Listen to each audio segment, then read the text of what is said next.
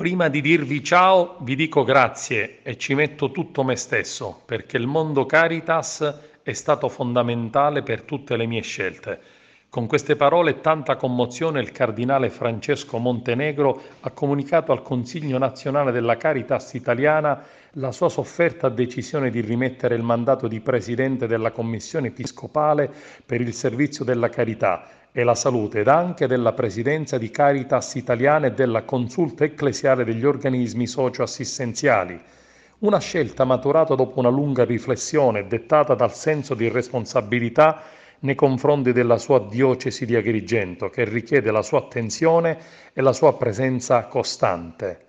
Il cardinale Francesco Montenegro era stato indicato nuovamente presidente di Caritas italiana dal maggio del 2005, dopo esserlo stato anche in precedenza dal 2003 al 2008. Da non dimenticare le parole del cardinale Montenegro nel 2017 a Castellaneta in occasione dell'assemblea dell'organismo pastorale di Caritas in cui parlava di Europa ed immigrazione. L'Europa, minata dalla crisi economica e travolta dall'arrivo di migliaia di profughi, ma l'Unione Europea non riesce a trovare risposte condivise e finora ha solo prodotto scelte pericolose. Spende energie e risorse per rafforzare risposte militari, misure di repressione e controllo alle frontiere. Dobbiamo scandalizzare attraverso la profezia, dobbiamo indignarci perché amiamo, dobbiamo proporre l'alternativa con le maniche rimboccate e le scarpe sporche.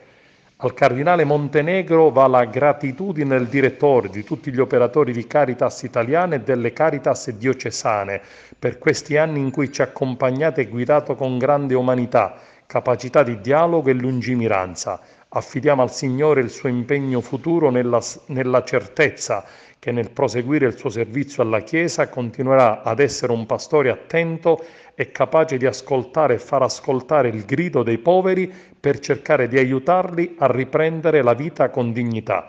Questa la nota ufficiale diramata dalla Caritas italiana.